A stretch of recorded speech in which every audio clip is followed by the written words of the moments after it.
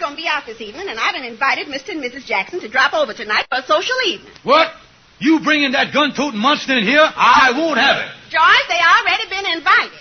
Well, if that's the case, I ain't taking no chances. I'm going to have Andy up here. What do you want Andy Brown here for? Well, I want someone to help me keep an eye on that Jackson. And besides that, if he starts shooting, I want to have something else for him to shoot at while I'm going down the fire escape.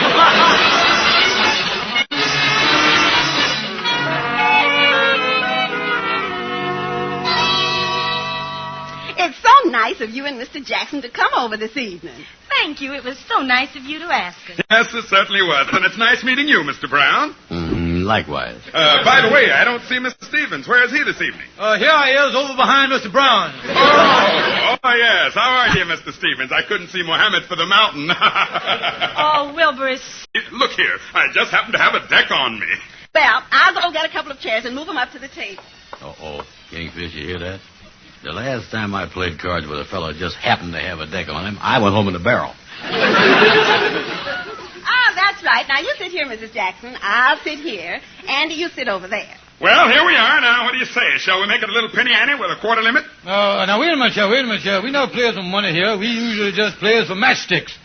The last time we played, we was left without a match in the house. I'd light my cigar in the pilot light for 3 years. Oh, come on, Stevens. It won't hurt. The most you can lose is a couple of dollars. Oh, yes. I guess it's all right. Yeah, well, I guess it was all right with me, too. Fine. Now I'll just shuffle the cards here.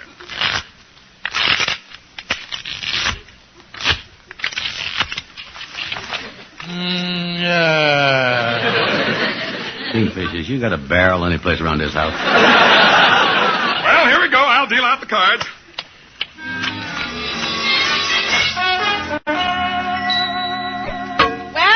Nothing this hand either. I pass. Yeah, I ain't got nothing. Eyes out. Well, there goes. I got 3 beautiful 10s. Well, tough luck, Stevens. I have 3 jacks and 2 kings. That's the third part in a row you done won.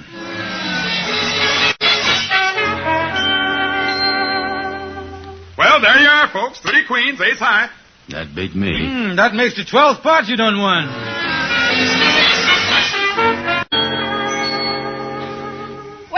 Got is these 2 5s. I ain't got nothing. Well, I've got a pair of 8s and a pair of 10s. How about you, Mr. Stevens? Ha, ha, ha! 3 aces. Well, I finally won a pot and the biggest one of the evening. Darling. Yes, dear? Do 3 queens and 2 kings mean anything? Well, now, isn't that funny? The first pot I lose and my wife wins it. It wouldn't happen again in a million years. I got an idea that it would.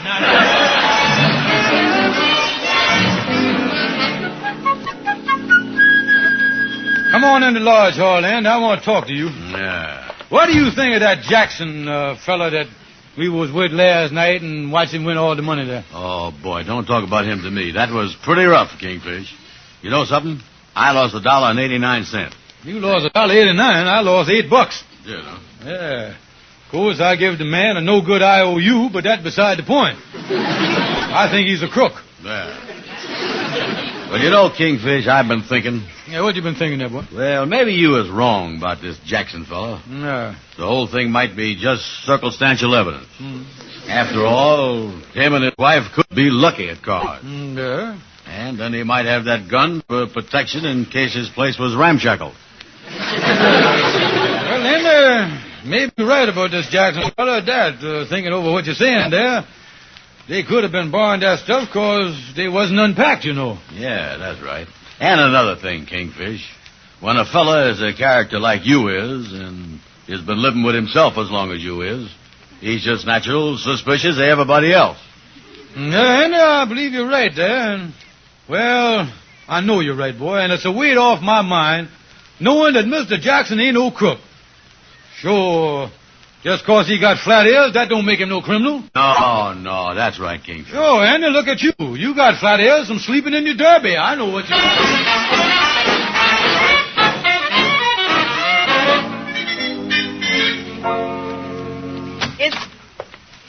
Is that you, George? Yeah. Say, what's wrong with you and your mama there? I ain't never seen such faces. You look like a couple of vultures waiting for something to drop dead. Oh, Oh, George, something terrible done happened. Mama done got her $1,200 pearl necklace out of the vault, and she had it on the coffee table an hour ago. And when we went to look for it, it was gone. Oh, my beautiful necklace. My beautiful necklace.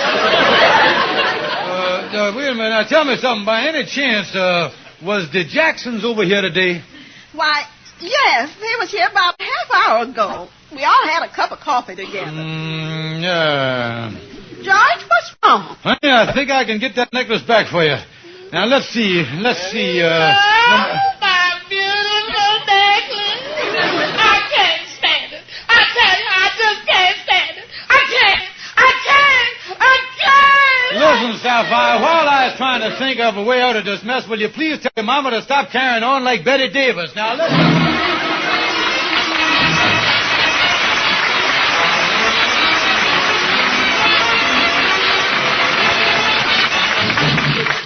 Now, here is your Rexall family druggist. If I told you I could sell you a product that would serve as a refreshing mouthwash, a soothing gargle, a dependable breath deodorant, and a general household antiseptic, what would you say? I'd say it'd have to be mighty good. And it is, ma'am, because it's Rexall MI31. MI31? Why is it called that? Because that's the designation of a special antiseptic formula. A formula so carefully balanced that it kills contacted germs almost instantly when used full strength. Yet it won't harm delicate membranes of the mouth and throat. And that's why tangy, amber-colored MI31 has so many different uses. What's more, Rexall gives you a full pint of MI31 at the same price as other leading antiseptics of smaller quantity. Let me have that name once more. MI31. You'll find it at Rexall drugstores everywhere.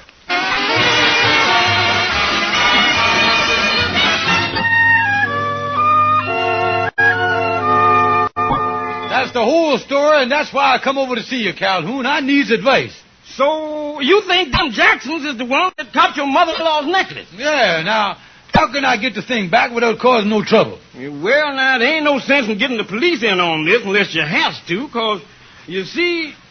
Wait a minute here. I got a great idea. Good. A great idea. I will go up there and throw a scare into this boy. I will tell him I knows he got the necklace, and I will tell him the smart thing to do is to hand it over. If he don't, they're going to be big trouble. That's my idea. But the only thing, Calhoun, this boy carry a gun. I get some pretty crummy ideas, don't I?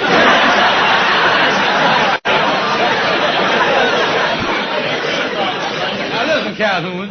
I want to make sure of my ground before I goes to the police. Well, now, let's see here. Let's see. Well, the thing to do is wait till them Jacksons is out and then go up there and search their apartment. Yeah, search their apartment. Yeah. And I'll get Andy to help me.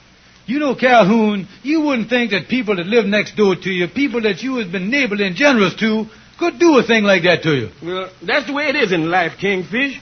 We're always being betrayed by our friends. Why, look back at history.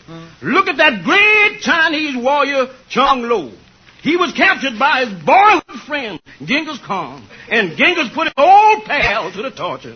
He did, huh? Yeah, he put them big iron Chinese boots with the spikes in them on both of Ching Lo's feet. And then Genghis turned the screws tighter and tighter and tighter. Holy mackerel. And it was then that poor Chung Lo looked his friend Genghis in the eye and uttered them immortal words, "Eh hung me Chung Kong Ling Ko Yamachawa." What did that mean? These shoes is killing me.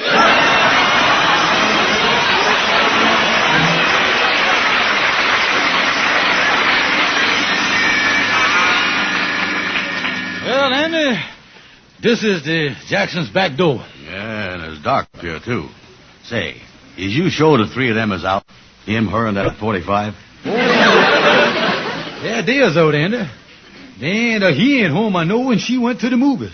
Yeah, well, how we getting in here?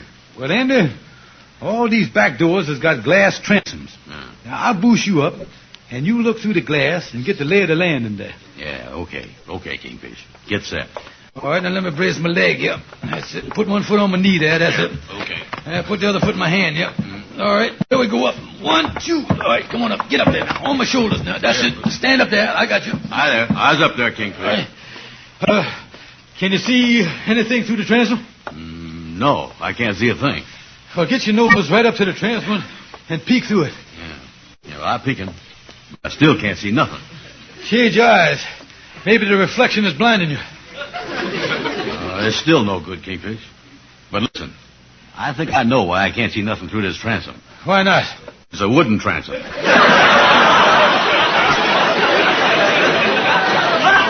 Come on down, stupid. Get down on the ground. Andy, look here.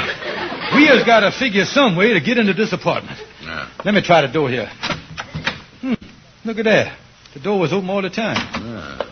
Come on, Andy. Now, I wonder for what reason anybody would leave the door open. Kingfish, I think we come face to face with a reason. This is one of the nastiest reasons I done seen in a long time. Yeah, I forgot about him, Andy, but it's all right. He knows me. And besides, these German shepherds is used to handling sheep. Everybody knows they're gentle.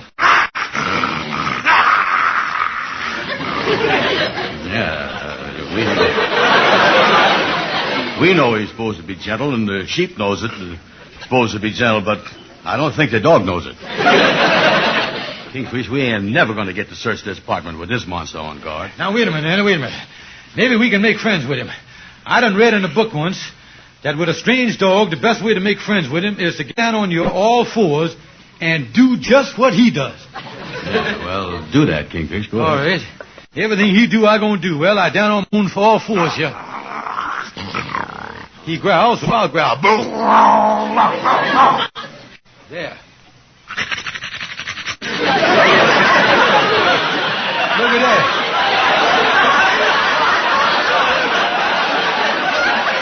Well, he's panting, so I'll pant. Yeah. See there? I'm doing fine, ain't it? What you gonna do now, Kingfish? The dog's wagging his tail.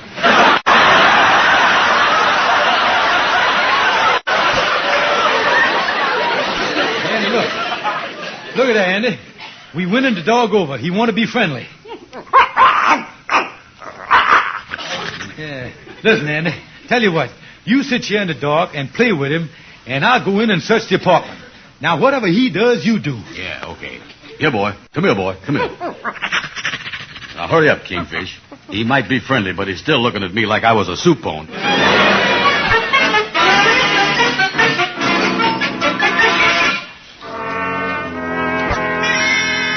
Oh, me. I done pulled every drawer in the place out. Wait a minute. What's this? A jewelry box. Let me turn the light on here. Holy mackerel, there's a lot of stuff in there. These people must be jewel thieves. And look at there. Here on top, there's Mama's pearl necklace. Ah, you take that. I better turn the lights out and get out of here. Oh, you back, Kingfish? Yes, Andy. And I found the pearl necklace. Come on, Andy, let's get out of here. Andy, what is the dog crying about? Well, while you were searching the apartment, he done bit me, so I done what you said. I done bit him back.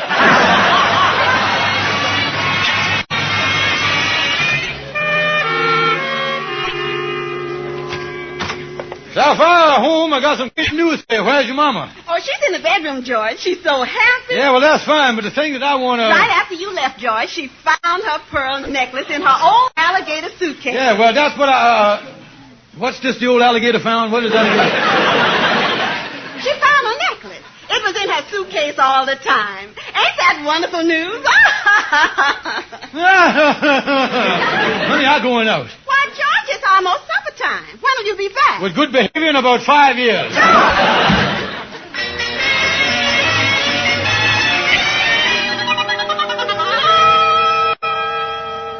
Yes, Amos, that's the whole story. Oh, me, Andy, I ain't never heard of nothing like this before. Well, it's the Kingfishers for getting superstitious, everybody. Yeah, but what in the world has he done with the necklace he took out of the Jackson's apartment? Well, there wasn't no way he can put it back, so the first thing this morning, he's taking it down to the police station and saying he found it on the street.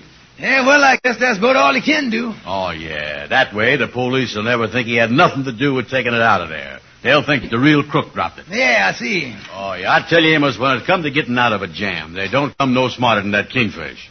No wonder his head ain't got no hair on it. It's all brain, you know that?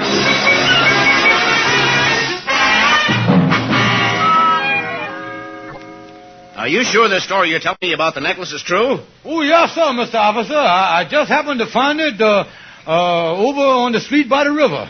Well, do you happen to know that the Jackson's apartment up on 134th Street was robbed last night, and a necklace fitting this description was stolen? No, sir, no, sir. Like I've been telling you, my name is Will J. Thompson, and I just got in from Kansas City last night, and I don't know no Jacksons. I don't know nobody in town. Well, I guess you're telling us the truth. You just get in the next room with me. I'll just turn the necklace over to the lieutenant. You can go on about your business. Oh, fine. Oh, Lieutenant, this is Mr. Wilbur J. Thompson, the man who found the necklace. Well, Mr. Thompson, Stevens, my neighbor. Mr. Jackson, oh, no. So you're the one who broke into my apartment. Lock him up, Thorndike. Oh, no, wait a minute.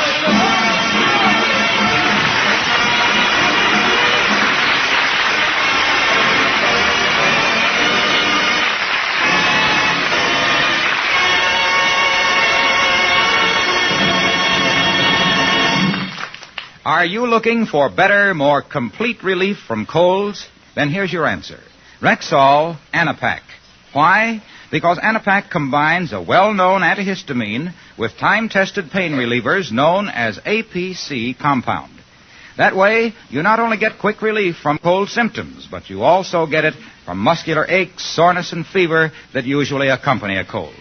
If a cold is making you miserable, start tonight taking Anapac as directed on the label. That's A-N-A-P-A-C. Anapac at Rexall drugstores everywhere. And don't forget, ladies and gentlemen, to visit your friendly Rexall drugstore. Thank you and good night. See you next Sunday.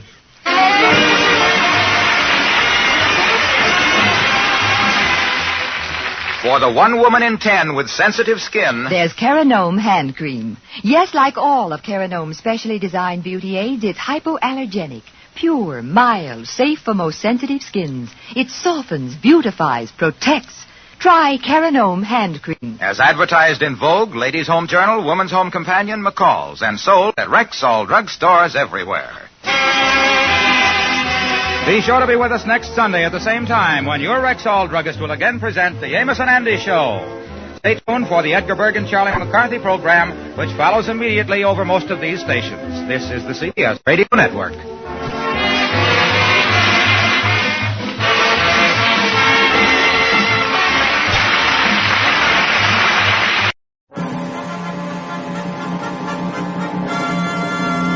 Tudor Queen, the queen of canned meats. Tudor Queen ham, Tudor Queen ox tongue, Tudor Queen chicken, Tudor Queen luncheon meat. Rich in history, rich in quality, rich in value. Tudor Queen.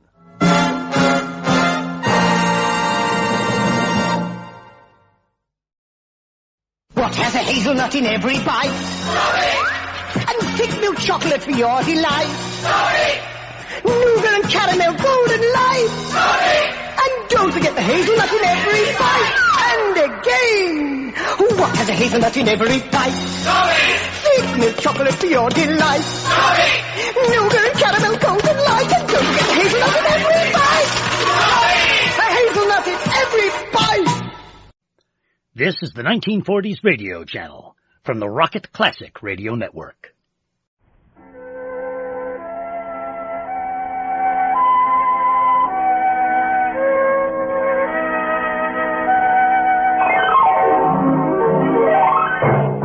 The Signal Oil Company and your neighborhood signal dealer bring you another curious story by The Whistler. Tonight, a pattern for terror.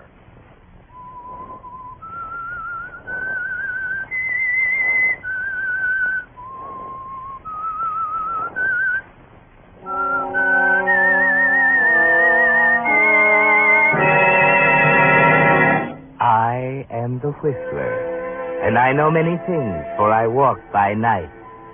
I know many strange tales hidden in the heart of men and women who have stepped into the shadows. Yes, I know the nameless terrors of which they dare not speak.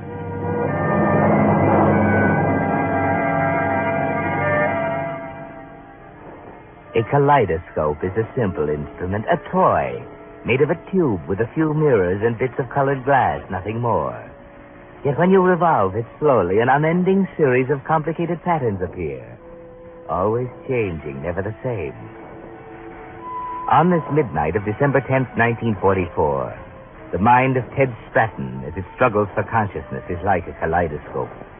One of the patterns is this. Hello, darling. Norma's party at her house, high on the hill in Marin County, looking down on San Rafael and San Francisco Bay. And Larry Craig, handsome, talented Larry, playing Chopin waltzes on the piano.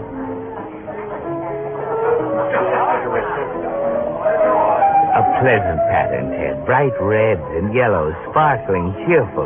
And with Norma at your side, complete. But the design's starting to change. The reds and yellows are fading. And deep blues and purples are creeping in.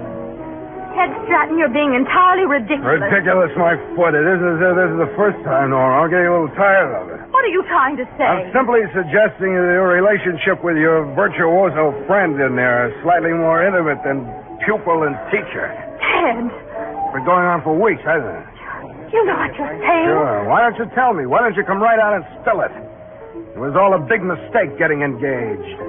That's me, Stratton, the mistake. No runs, no hits, one error. Ted, you're drunk. So what? What else can I do? Can't play the piano like Mr. Craig? Gotta do something? You have to shout? Yes. You can make a bigger fool of yourself by walking in there and telling everybody. Yes, why don't you do it upright? Make a real party out of it. You know, that's an idea.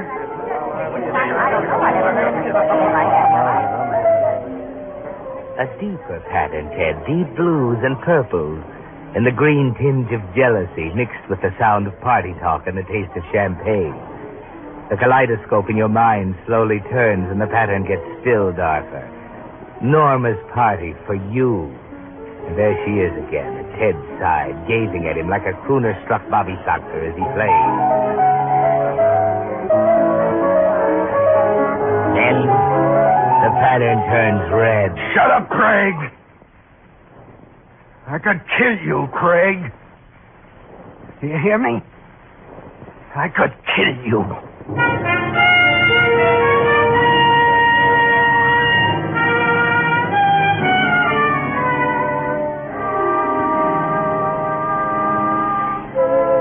Nothing now. Just blackness. No colors. No pattern.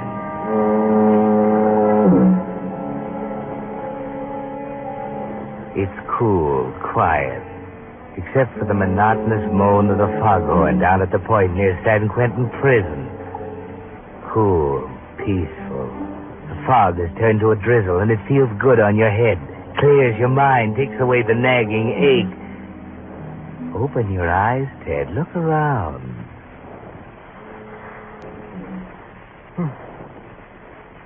Where am I? Black, swirling fog. Everything black. Can't even see the moon. It's almost raining. You're wet and cold. Raise your head. A hot knife jabs at me. Breathe in that cool air and try again.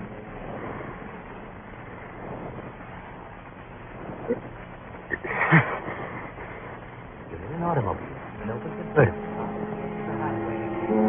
A string of yellow lights over to the left, wavering like a clothesline in a high wind, finally settles into... Yes, Ted, you must have stopped here on the way home from Norma's party. Party? Yeah, party. What am I doing here? The car, who's... Larry's. I'm in Larry's car.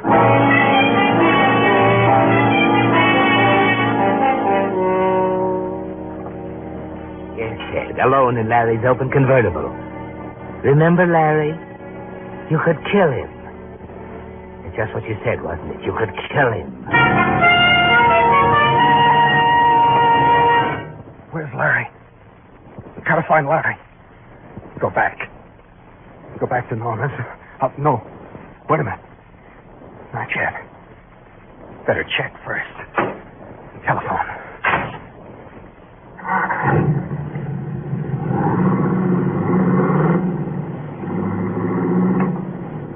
Down the highway, a half mile, Martinelli's Roadhouse. You can call her from there. She'll probably laugh and tell you Larry is pacing the floor, wondering what happened to his car.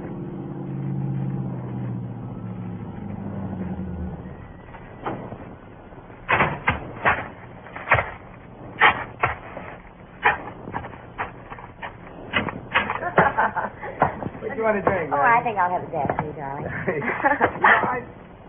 Oh. Come on, Leona. That man, he... What'll you have, mister? Mind if I use your telephone? Yeah, go right ahead. Thanks. Sorry. Around the corner to the right. This is the house phone. Oh, okay.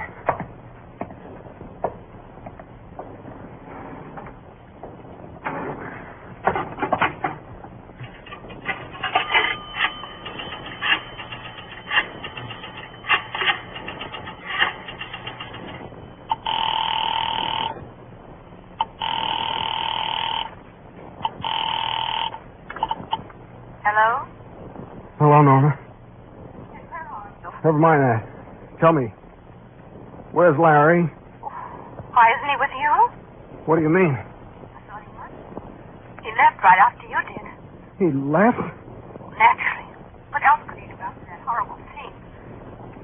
You must have been out of your mind. Tell me exactly what happened, Norma. I don't want to discuss it. You've got to. You have a lot of apologizing to do, Ted Stratton. That's not important now. Well, maybe not to you, but what have you done? Norma, will you please tell me what happened? Well, you did all those terrible things right in front of everybody about wanting to kill him. You grabbed your hat and walked out. He just stood around looking embarrassed and... How long after I left? Listen, you must have seen him down at the highway. I must have seen him down by the highway. Ted, where are you? Hello? Oh, Ted. Hello? Operator. Operator. I must have seen him down by the highway.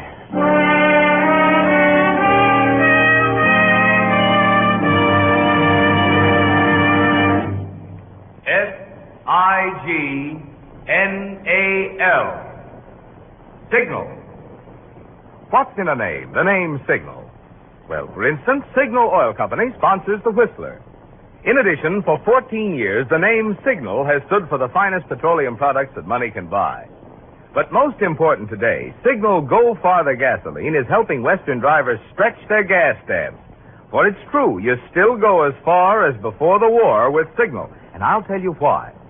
You see, modern gasolines are composed of many ingredients, each of which does a specific job.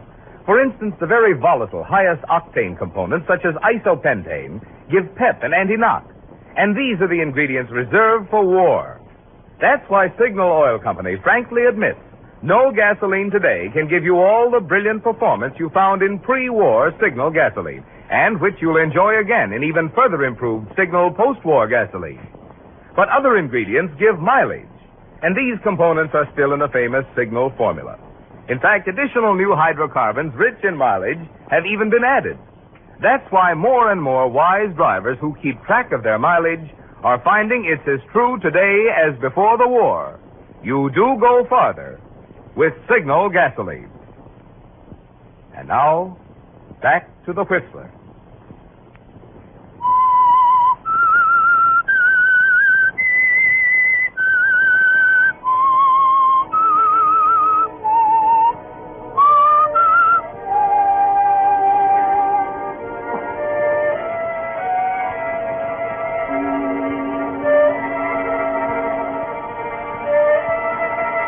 Ted Stratton stands in the telephone booth of the roadhouse for over a minute, receiver in hand, staring dully at the phone dial, trying to think, trying to remember what happened after he left Norma's party. Nothing, no dice. Just the red rage at Larry before he walked out, then blackness, a blank, until he opened his eyes in Larry's car parked at the edge of the highway. Norma says I left, and Larry left right after me. Just after, in front of everybody, I said I wanted to kill him. It's impossible. I couldn't have. But that's not what you told everybody, is it, Ted? That's the one thing you do remember. You could kill him.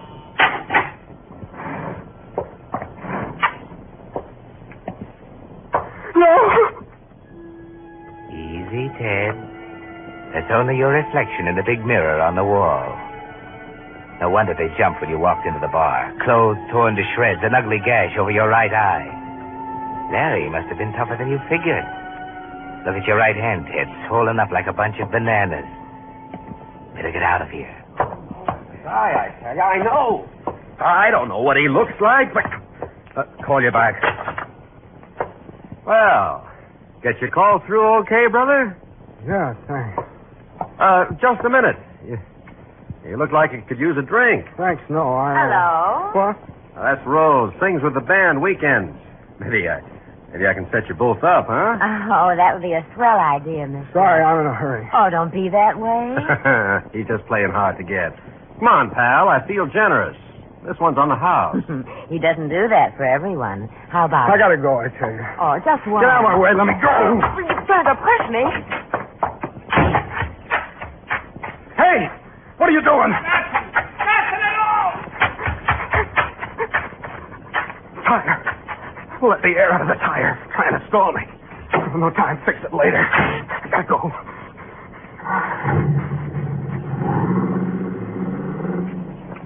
They're onto it already. You're sure of it. You can see tomorrow morning's headlines. Bodies found on highway, attacked by unknown assailant. Police searching Marin County for murderer. That's why the bartender was wise, trying to stall you. Lucky you caught part of that phone call he was making. Thought that flat tire wouldn't stop you today. Can't go much farther, though. It's in shreds already. Look, the service station down at the junction. Gotta take a chance. You're lucky.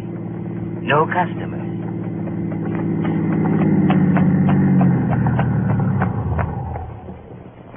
Yes, sir? Got a flat tire. Yeah, so I gotta change it in a hurry. Could you help? Sure. Got the dolly right here. Have it all for the gift. I'll help you. Here we go. There. Now. I'll get the tire on. Good. Let me see. Where did There it is on the floor under the steering wheel. Must have been using it tonight, huh? Yeah. I guess so. Pick it up, Ted. The feel of it in your hand. Familiar, isn't it? Part of that hazy pattern in your mind. You have used it tonight, positive. You can feel it in your right arm, swinging the iron bar hard through the air, landing with a sickening thud on someone's head. There's no doubt anymore. You must have been crazy to run on a tire like that. Good one, too. But he had tread left. Ain't fit for the junk heap now, though. I was alone on the highway. I didn't have a jacket. Yeah, alone? Couldn't have waited long. Every cop in the county's on the road tonight. He'd give you a hand, you know. What did you say? Why, cops. Must be 1,000 of them tonight, passing by the station. Won't say nothing about what's up, but I can tell they're looking for someone. They're looking for someone, huh? Yeah, a lot like the night they escaped over at San Quentin a few years back. Yeah, maybe so. Can you hurry it a little? Yeah, sure. Say, where you going? San Francisco. Good. I'll ride across the bridge with you. Hello, officer. Just fixing up the man's tire. Be ready in a shake. Didn't mean to scare you, buddy. McGregor, State Patrol. Left my partner around the corner in the car. Got to pick up another one to San Francisco. Okay? Well, I don't know. Well, you said you were going to San Francisco, didn't you? I meant that... Okay. I'm going to San Francisco.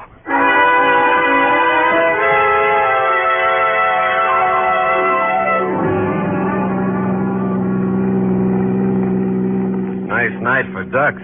Yeah, kind of wet. Due to bust loose with some real rain any minute. Say, you ever thought of putting that top up? Huh? Oh, yeah, the top. This is one of them fancy automatic ones, isn't it? Yeah, automatic. Well, how about putting it up? Well, it doesn't work. It's broken. Oh? Pull into that toll plaza for a second, will you? I want to check with the boys. Yeah, sure.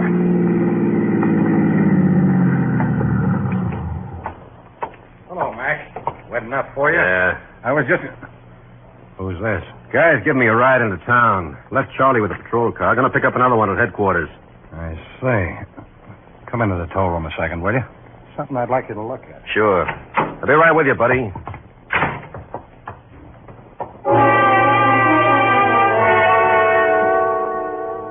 This ought to be it, Ted. You can see them in the glass-enclosed toll room looking at a paper, then at you arguing about something. Maybe you can run for it. No. Look at that motorcycle cop up in front. He's looking at you, too. And there must be 5 of them behind you, all waiting. But don't sit there and shake. Do something. Wipe the seat off. Anything. Ought to be a rag in the glove compartment. There. Now what? Oh, yes, you're cold. Get that blanket out of the back seat.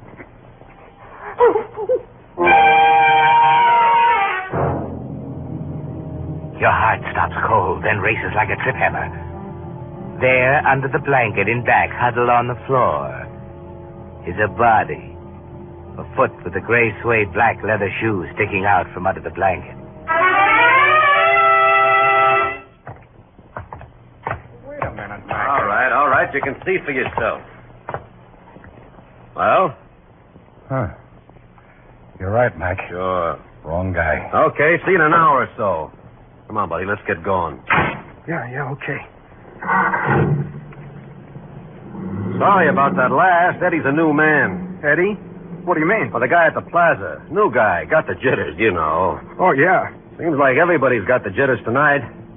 You stopped at Martinelli's about a half hour ago, didn't you? Yeah, I had to make a phone call. Martinelli's got the jitters, too. Called headquarters about you. Me? How come? Well, he happened to know we were after a big duck tonight. Thought you were it. So did Eddie. Just like I've been telling the chief. You only ask for trouble when you tip off the amateurs. Say you're after someone? Yeah. Who? I was just saying it don't pay to tip off the amateurs. Hey, pick it up a little, will you? I'm getting wet. Maybe this blanket in the back. Wait a minute, no. What was that? Nothing.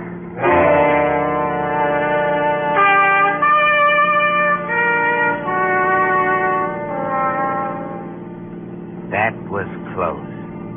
The other blanket on top of the seat, remember? And he didn't look down. It can't last much longer, Ted. You're ready to drive the car off the road, anything, but you haven't a chance on the Golden Gate Bridge. Cops at both ends and 200 feet down to the water on either side. That crazy idiot. Follow him. Huh? Hurry up. That car, he must have been doing 70. We can catch him at the toll station. That's good for 30 days. He's got to slow up for the toll station. He's going right through. Follow him. We might catch him at the signal.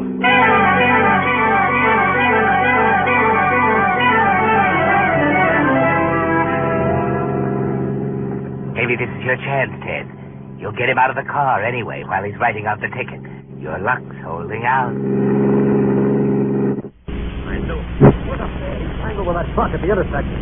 Slow down. I'm going to teach that guy a lesson. Pull up here.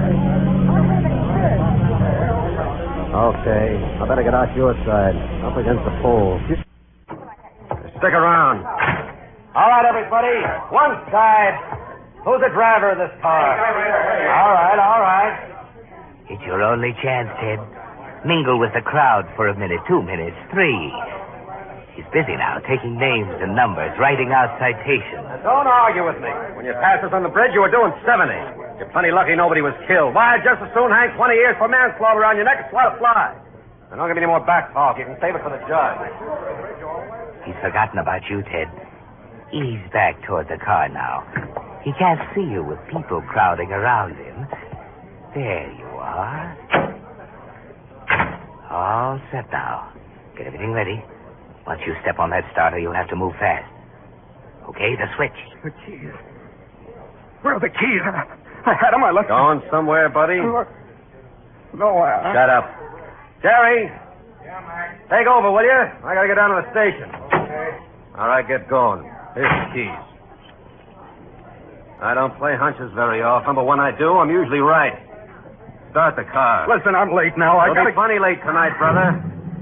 You know, there could be a million reasons why you've got an egg on your noggin. Black eye, torn clothes. There might even be a reason why you ain't even got a registration on the steering wheel. Maybe it ain't back from Sacramento. Maybe you just bought the car. Maybe you lost it. Okay, so I pass him up. Listen, officer, you're right. It isn't my car. It belongs to a friend of mine. Girl in San Rafael, Norma Schaefer. I bought it Shut tonight. up. I ain't finished. And I ain't saying I'm right. Listen, you can phone I her. said shut up. All right. So I passed up the black eye and the torn clothes and no registration, figuring you got good reasons. But there just ain't a good reason for a guy riding around on a rainy night with a top down. I said it didn't work. Maybe it doesn't. I can be wrong. Give it a try. Where? I don't know. You don't know how, huh? She didn't tell me. It's very simple, pal. All you gotta do is this. And up she comes. I was right, wasn't I? Oh, listen, I can explain. You'll have a chance to explain. Don't worry. Only it looks to me like maybe you didn't want to seem too strange to the car with a copper sitting next to you. Maybe you borrowed it without bothering to tell the guy who owns it, huh? You seem to know all about it. Still guessing. Like I told you, we're after a big duck tonight, but I ain't above hauling in a car snitcher on the side.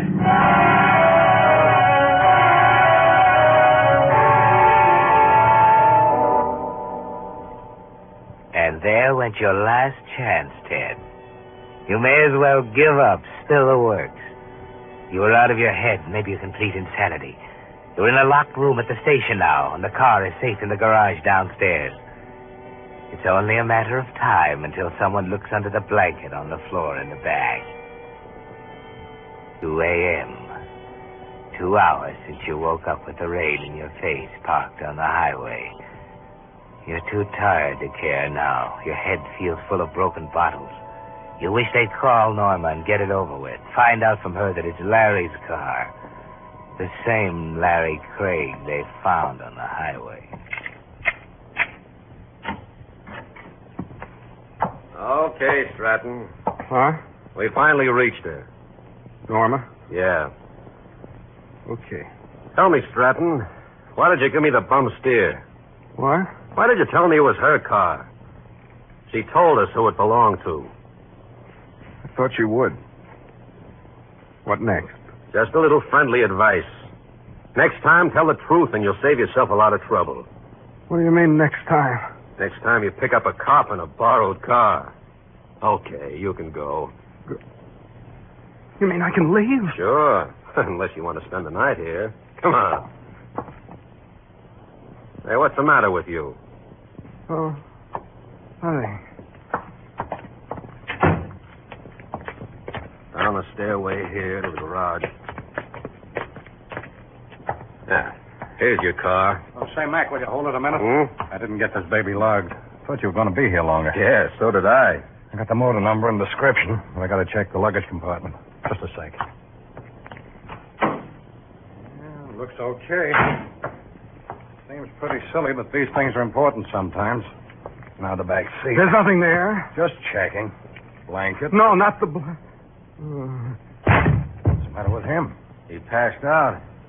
What's under that blanket? Nothing.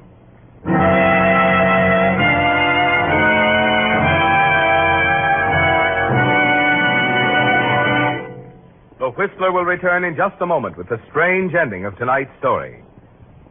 Meantime, a word about a way you can add actually thousands of miles to the life of your aging tires through a service offered by Signal gasoline dealers. I'm talking about scientific tire switching. You see, tests prove that the right rear tire gets almost 3 times as much wear as the left front, and the left rear gets 50% more wear than the right front. That's why tires should be switched at least every 4,000 miles, or oftener if you drive on bad roads. Your Signal dealer knows the proper method of crisscrossing tires to get maximum wear from each one, including the spare. And while the tires are being switched is an ideal time to have them thoroughly examined, so any small injuries can be found and repaired before they spread and perhaps ruin the tire. Here again, your Signal dealer is completely equipped to give you the finest in modern tire repair, whether it's a small patch or a full recap. You see, those friendly dealers displaying Signal's yellow and black circle sign are much more than just a place to get Signal Go Farther gasoline and fine Signal lubrication. Each Signal dealer has a complete line of automotive services and fine accessories to help your car run better, look better, and last longer. And now, back to the Whistler.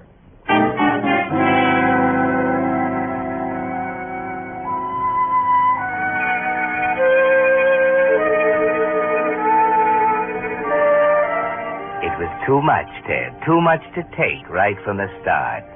You were hanging by a thread from the moment you opened your eyes at midnight on the highway. You welcomed the sea of blackness that engulfed you when Wilbur lifted the edge of the blanket in the police garage. It was rest at last and peace. You finally opened your eyes in a white hospital room with a white hospital smell in the air.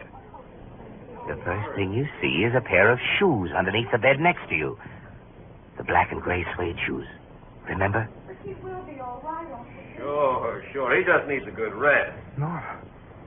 Norma? Ted. Norma. Oh, Ted. Oh, I'm so sorry about everything. It was my fault. Norma, those shoes. They're keeping them in the next room.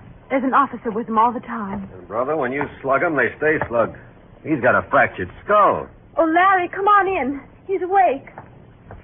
Hello, hero. How do you feel? Larry. I was just checking our victim. Huh? Oh, what? Okay, so he's your victim. But I softened him up for you.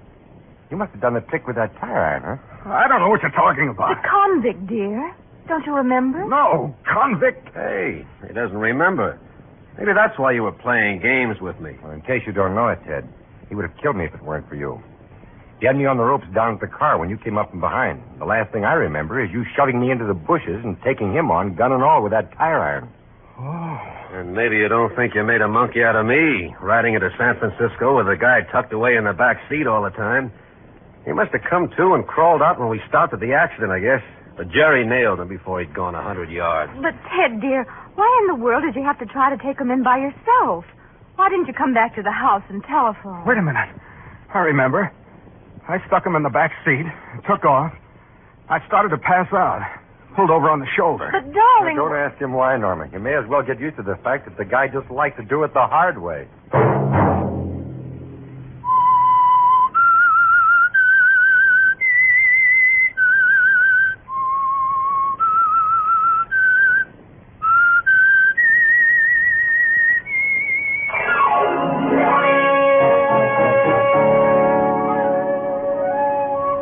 Monday at 9 o'clock, The Whistler will bring you another strange tale. The Whistler is broadcast for your entertainment by the marketers of Signal, gasoline, and motor oil. Standing in a bus queue, sitting in the traffic, letting other people plan the way you go. It's time you broke away. Believe in freedom, believe in Honda. Going when you like, from door to door, your Honda bike and you. Believe in freedom. Believe in Honda, going where you like, your Honda bike and you. Is that proper farmhouse cheddar? No, I don't think so. What about that? No. It's quite nice, though. Is it? Do you think I might try a piece?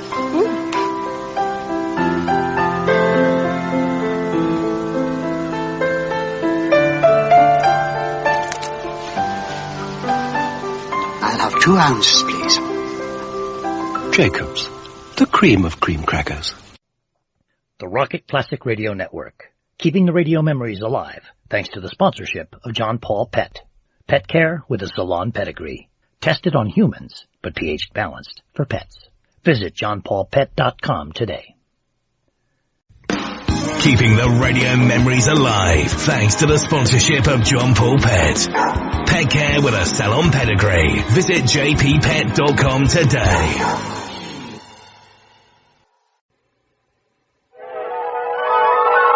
We present Lucille Ball and My Favorite Husband, a new series based on the delightful stories of Isabel Scott Rorick's gay, sophisticated Mr. and Mrs. Cougat, 2 people who live together and like it. Starring Lucille Ball with Richard Denning.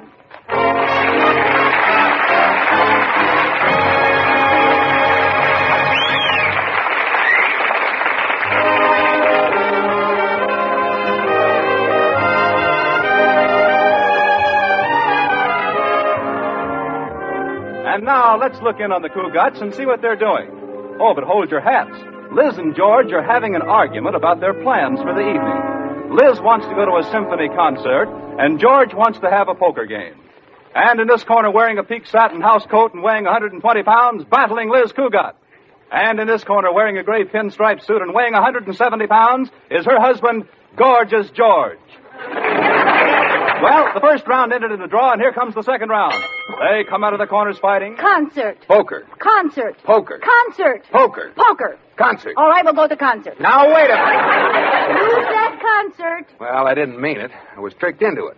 Oh, gee whiz, Liz. Well, why are we arguing so much lately? Well, it's all your fault. Whenever I want to do something, you want to do something else. I don't get it. When we first met, you wanted to do everything I wanted to do. Now, what happened to change that? We got married. Oh, come on to the concert, George. It'll be fun. Think how long it's been since you've worn your tuxedo. Oh, that will be great fun. Now, look, I'm not going, but purely as a matter of information. Why do men have to wear formal clothes to a concert? Because when they fall asleep, the stiff shirt keeps them from slumping over. Well, now I know. I can play poker with a clear mind. Now, what's the matter? You don't love me. You wish you were married to a poker player. Oh, now, honey, I do not. I can see it all now. The bride looked lovely in a white satin gown, sleeve bands, and a green eyeshade. Oh, Liz, please, calm down, honey. I'm sorry I upset you. And then will you go to the concert? No. All right, George Cougat. I'll go to the concert by myself. Okay, and I hope Leopold falls flat on his Stokowski. I'm going to play poker. Oh, go ahead and play poker. I hope your partner trumps your full house.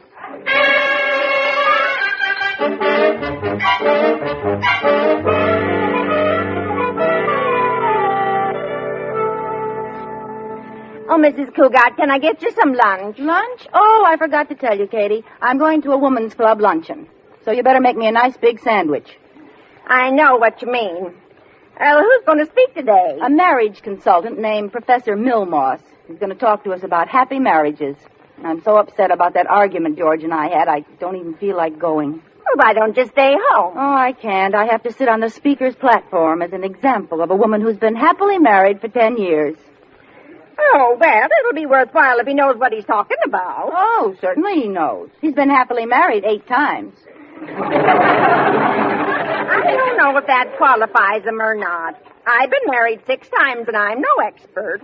6 times? I didn't know that, Katie. Let's see. First there was Peter, Harold, Oscar, then came Orville, Engelbert, and Yancey. Well, congratulations. How can you remember all the names? Oh, it's easy. When they're in the right order, their first initials spell phooey. Katie, you always told me your first husband was named Clarence. He was. I left him out. Why? Because you can't spell phooey with a C. Well, if the professor sounds like he needs help, I'll send him to you.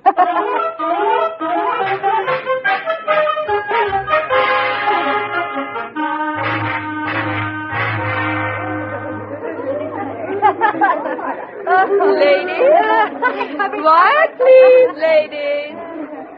Girls! It is my pleasure to present to you one of the world's greatest authorities on successful and happy marriages, Professor Philpott Milmoss. Professor Milmoss, that's you. They're waiting. Ladies, pardon me till I take a swallow of coffee. There. Ladies, I speak to you today on one of the most wonderful of human achievements, a happy marriage. Now, don't take that plate. I haven't finished that pastry.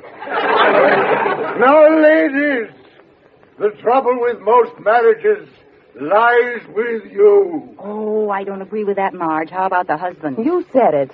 Right from the beginning, you must realize that the answer to the question about love, honor, and obey is I do, not who does. Let us consider for a moment the arguments between husbands and wives. Now we're getting someplace. Now, most of these arguments are caused by the husband and the wife having varied interests, wanting to do a different thing. You know, Marge, that's exactly why George and I had an argument this morning. If there are any of you who have had an argument for this reason recently, hold up your hand. And I see all of you have your hand up. So we will proceed to the remedy. This ought to be good. Be a pal to your husband.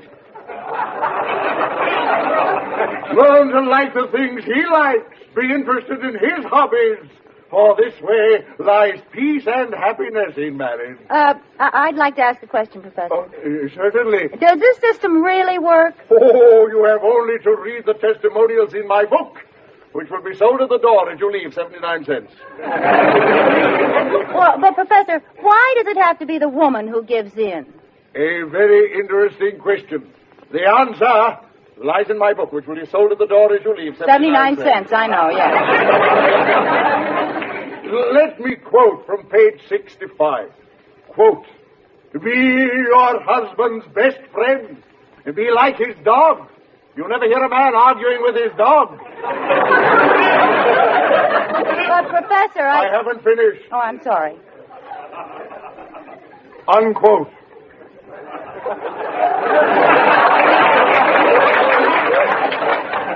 Yes? Professor, I'm going to try your system. Almost. What do you mean, almost? Well, I don't mind running out to greet my husband when he whistles, or even running and jumping into his lap, but I'll be darned if I'll sit on the floor and lick his hand while he's eating dinner.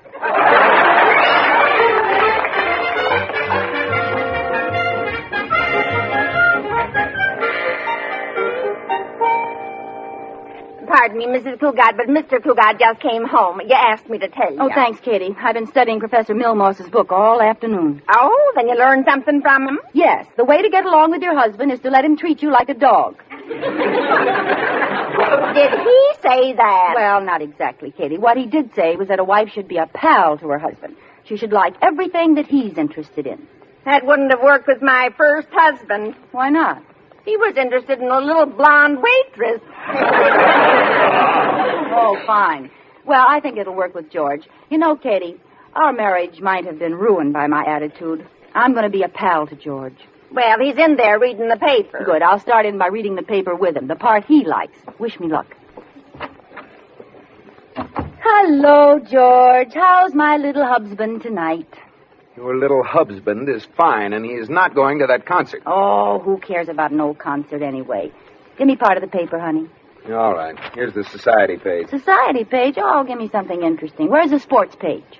Sports page? Mm-hmm. I've never seen you read the sport page. Well, I never miss it. Give it to me. I'll read it to you. Yeah, this should be interesting. Here. Well, let's see now. Williams Bags Crown by Tico and Eighth. Tico? Mm-hmm. That's TKO. Well, how would you pronounce it? Technical knockout. Oh. Well, I never cared much for basketball anyway. I see. Oh, well, now here's something I didn't know about. Midget racing. What about it? They ought to be ashamed making those little men run around the track. Thank you, Ted Husey. And you didn't think I knew anything about sports. Tell me, Red Barber, what else is new in the sports world? Oh, my goodness. This is even worse. They're racing little girls. This I've got to see. It says so right here. Yesterday at Tanparan, a race was won by a 3-year-old maiden. You can't fight a thing like this. You've just got to let it go. Well, she certainly was carrying a lot of money for a little girl. She had $2,000 in her purse. Liz, that would do credit to Grantland Rice. For what? Haven't you ever heard of Grantland Rice? Certainly I've heard of Grantland Rice, but I never tasted it. Oh, Liz. George, I have something to tell you. I'm not going to the concert tonight. Oh, you're not? No, George, I'm going to be a real pal to you, sharing the same thing. I'm going to stay home and play poker with you and the boys. What? But, Liz, you don't know how to play poker. Well, I'm going to learn how. I've got a whole hour before they get here. Oh, no.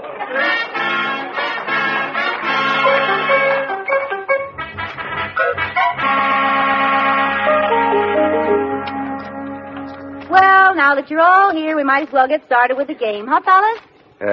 You're sure you guys don't mind if Liz plays with us? Oh, no. We're delighted. Aren't we, Corey? Wouldn't miss it for the world. You're up.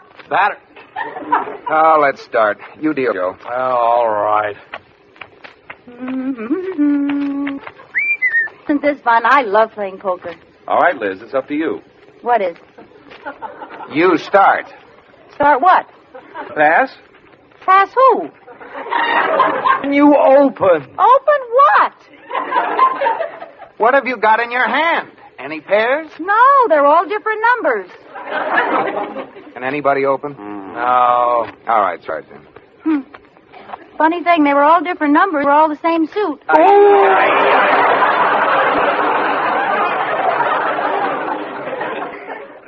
Your deal, Corey. Do I have to? Oh, well.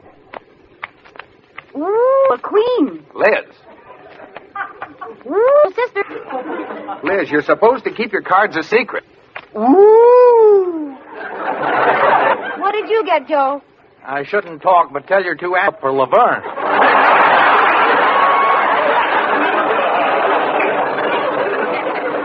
All right, I open for 2. I'm in. Put in 2 chips, Liz. Okay, 1, 2, they are. Cards? They're in your hand. Now, give me 2. 3. How many cards do you want, Liz? Oh, do I get more? You throw away the worst cards in your hand and try to draw better ones. Why? Because that's the way you play poker. Oh, well, which one shall I throw away? The 2.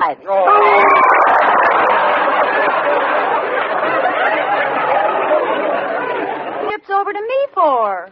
Because as much as I hate to admit it, win. I do? Oh, this is fun. Come on again. I could play poker all night.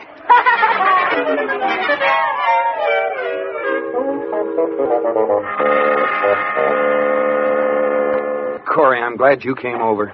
I don't know what to do about Liz. This pal business is driving me crazy. She's still acting like your shadow, huh? Is she? Yesterday she spent the whole day at the bank. Said she wanted to learn all about my business. Did she find out anything? Yes, she found out how to lock our president, Mr. Atterbury, in the vault.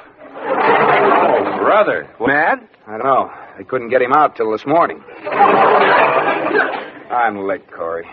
I'm going on a camping over the weekend to get rid of her. Wait a minute, George. I have a wonderful idea. Take Liz on that trip with you.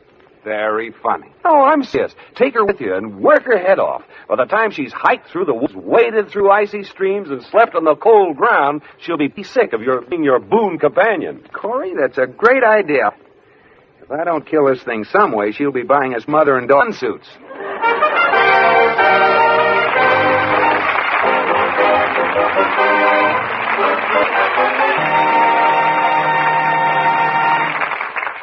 Let's clear up a misconception about NATO, the North Atlanticization. Although NATO is a military alliance of freedoms, it is not in violation of the United Nations Charter. The UN specifically permits its member nations to band together in smaller groups to guard their independence. That's why, ever since NATO was founded in April 1949, it has been a help to the UN rather than a source of embarrassment. Because NATO, like the United Nations, is helping to maintain the peace and has served as a most effective deterrent to forces of aggression. Not 1 inch of NATO has been lost through internal subversion or from military intervention for the time that NATO has been functioning. And just as important, countries have also raised their economic self-sufficiency of living to... Is it any wonder that NATO is known as the shield and the hope of the free world? Give NATO your support and interest. Learn more about its vital work, military, cultural, and economic. Remember, NATO is guarding freedom.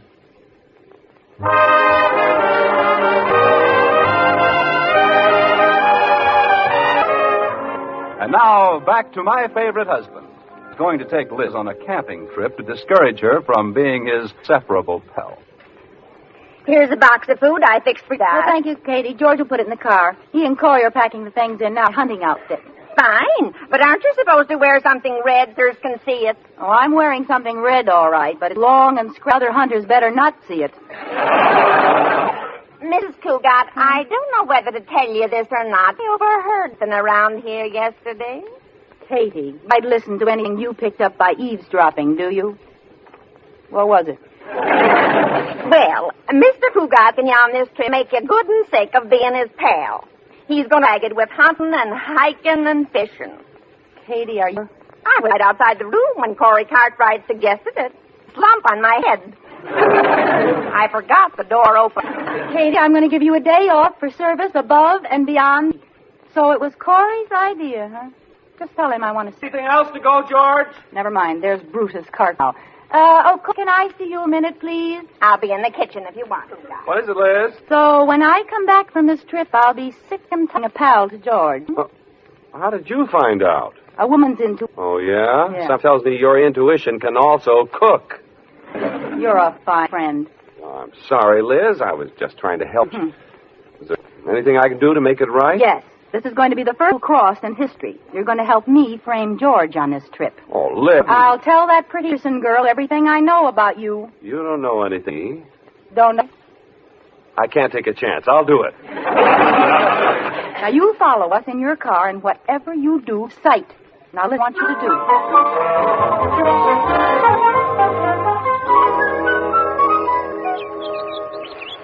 Ah, this mountain air is... I never get enough of it. Oh, boy, isn't it great? This looks like a good trout stream. Yep, that looks... Start. Maybe I'll give you some instructions. Oh, George, I know how to fish. You could, too. Who won? Tell me how you do it, Isaac Walton. It's very simple. You just flip the pole over until all unwinds this little spool, see? Uh-huh. And then what happens? The thread water wraps around the fish and chokes it to death. You don't choke it to death. I know. You hit it with a pole. No, I'll cast. Now, take the rod in your right hand. Yeah. Now, whip over your... That's it. Now, forward. Oh, George, I think I've caught something. Oh. You the trout? It's a cougat. Help me get the hood of my pants. Oh, I'm sorry, dear. Take it here, you... Rip my pants. Well, George, you said you couldn't get this mountain air. Oh, let's face it. You're sure you won't get tired of this out in this cold stream for hours? Oh. George, tell you what. Let it up and who catches the most... All right. I'm going to bend. I'll do you a favor. Now, don't go up there. It's too shallow, not enough rapids. Aren't any fish there. But it's pretty around there. It's your way. I'll see you there with a lemon. Goodbye. Let's see now. Be right around the bend. Yes, over here. Oh, got him? The best they have market. 6 out. Aren't they beauties? Wonderful. Show him to me, Corey. Then I won't be lying. I tell George I caught him. Here, silly. Thanks. I'll see you later, Corey. Mommy. Okay, I'll where I was before. Okay.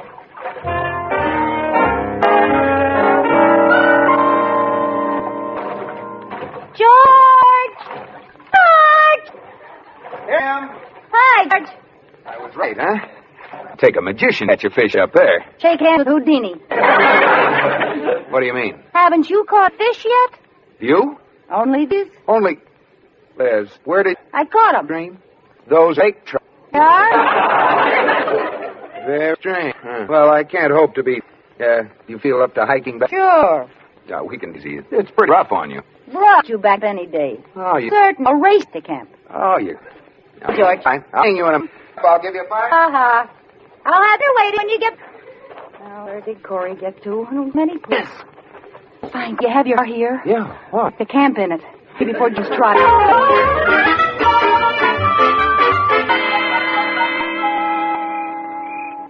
It's getting dark, Corey. George? No, gee, I'm lost. Oh, wait a minute. There he comes now. Road. Where?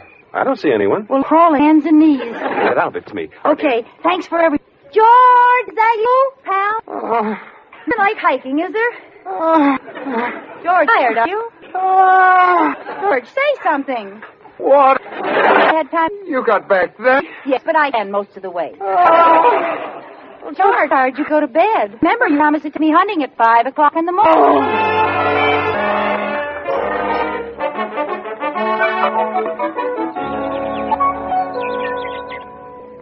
Now, are you sure things to Corey? I think so, Liz. George is... Oh, the poor guy. He was hired. I'm ashamed to get him out of bed. Now, this one's with me. All right. I hide up tree, Yeah. and every time you I throw on a dead duck. That's right. And if you don't, I'll be a likewise. Now, what if we shoot at a target? I choose horse attached to the fence over the... And I'll bang this one with a rock like this. Good. Uh-oh. Get up, George. Okay, now don't worry about a thing. You? Here I am, George. Right up. Yes, dear. Here's your rifle. Oh, what's the first thing I do? You do it. Stop looking down the barrel. Well, let's start hunting. I want to shoot some ducks. Ducks? There aren't any ducks 100 miles of here. Oh, now these look like pretty good trees. Hey. Now you're just being stupid. Ducks in swamps, not in trees. Want to bet?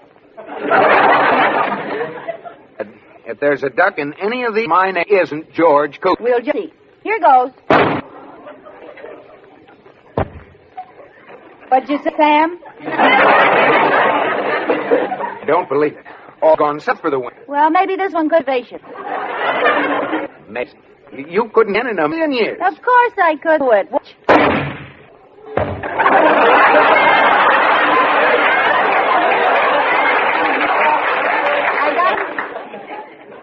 Something very funny going here. What do you mean? I mean this. First you catch lake trout in a... And now you've shot the shark's bird's eye froze. Well, that's what gets for not going south. Look, we'll just shoot at something we can spot or can't. Oh, there's a horseshoe on the fence. Horse? Yeah. Oh, no. We don't want to shoot at that. Oh, yes, you do. But it's so little. Well, maybe you're right. Okay, you do it. Here I go. Yes, you did it. Nothing to it. Why? My eye closed. That. Sensational. Especially as you were facing in the opposite direction. I banked it off that tree over there. Let's see you do that again. All right. Ha ha! You missed it.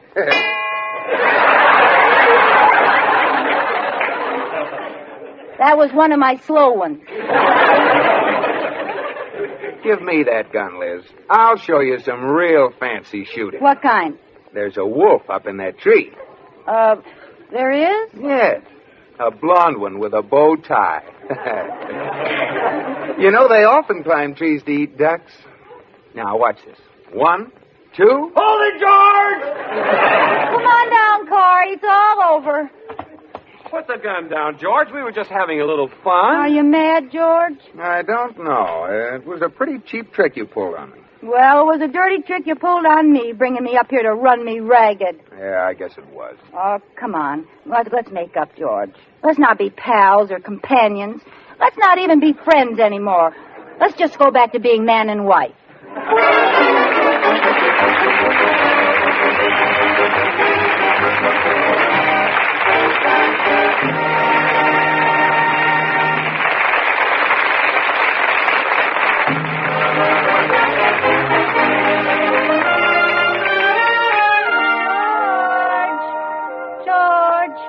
George, are you asleep?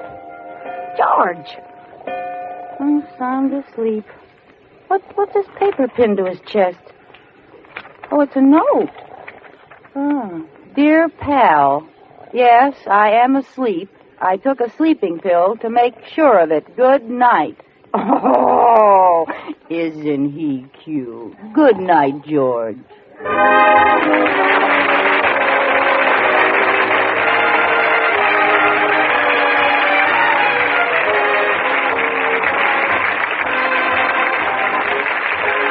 My Favorite Husband has been presented through the worldwide facilities of the United States Armed Forces Radio and Television Service.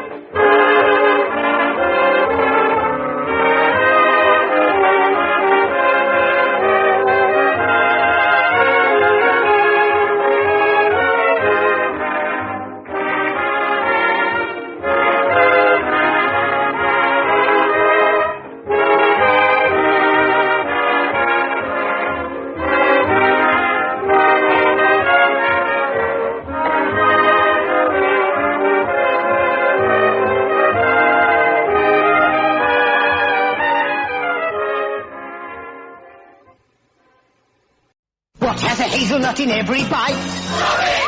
And thick milk chocolate for your delight. Sorry. Nougat and caramel golden light. Sorry. And don't forget the hazelnut in every bite. And again, what has a hazelnut in every bite. Sweet milk chocolate for your delight. Nougat and caramel golden light. And don't forget the hazelnut in every bite. A hazelnut in every bite. Hello, sir. Oh, no, sir. Nothing tastes nicer than Cadbury's Dairy Milk. Lovely, isn't it? And as anyone can see, every bar is chunky. Magic. Yeah. That's because there's a glass and a half of full cream milk in every half pound. That's why, sir, nothing tastes nicer than Cadbury's Dairy Milk. Than Cadbury's Dairy Milk!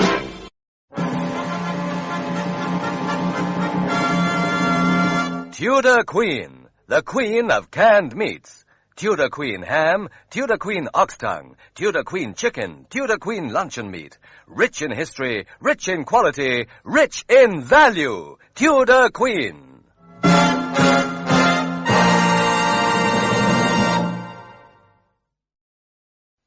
Honey Monster's hunting for a sticker and swap card. Free in every special pack of Sugar Puffs. So he can stick the stickers and swap the animal cards. Honey Monster's got an elephant and Uggie's got a... bear. Sugar Puffs. With a sticker and a swap card. Free in every special pack. New Toffee Glees. New Toffee Glees are twice the fun because you get 2 sweets in one. Dual. Dual for floors.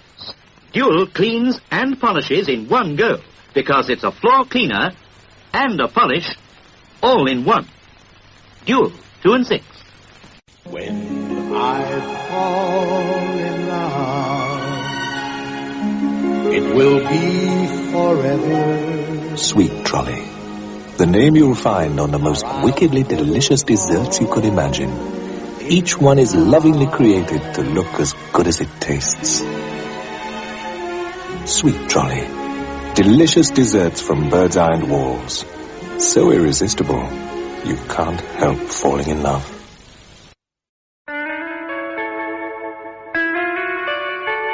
The great guitar sound of today is Gibson. Gibson is used by more top groups and players than any other guitar. Every Gibson is the finest guitar of its style. Try a Gibson at your Selma dealers.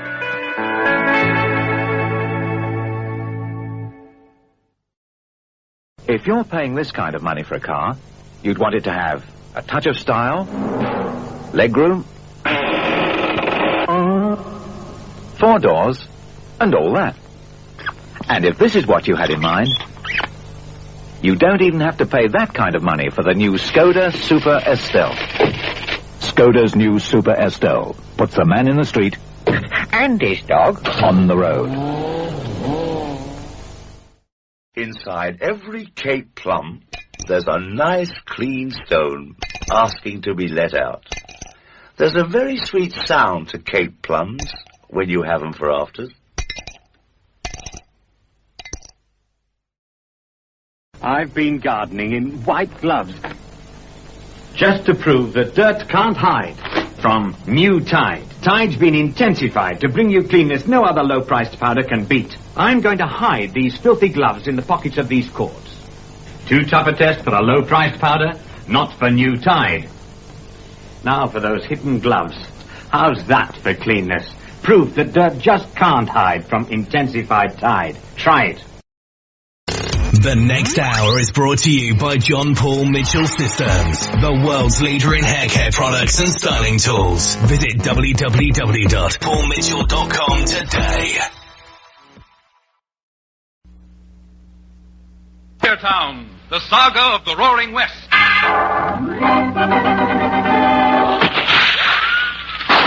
Frontier Town. El Paso, Cheyenne, Calgary, Tombstone. Frontier Town.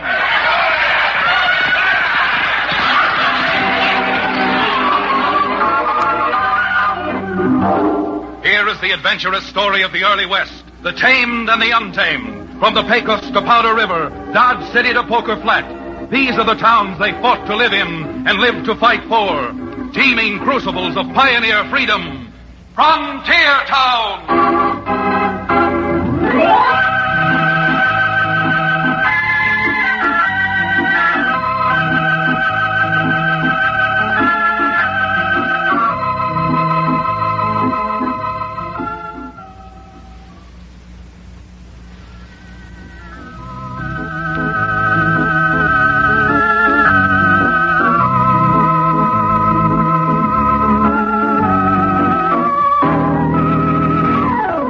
You know, I've been wondering how many of you folks know what it's like in a frontier town. I know because I live in a frontier town. I'm a frontier lawyer by the name of Chad Remington. And Dos Rios, my hometown, isn't any worse than most frontier towns, and it certainly isn't any better. Now, laws or not, out on the frontier, we've got some folks who make their own laws.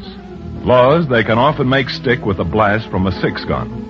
And once they start doing that, well, suppose instead of talking generalities, I get down to brass tacks and tell you about one such fellow citizen who became a client of mine for about the shortest time on record. It was a blustery, cold afternoon, just a few weeks ago, when to pass the time between clients and trouble, I was playing Canfield with the ex-medicine man Cherokee O'Bannon in my office directly above Cherokee's livery stable. Now, see here, Chad.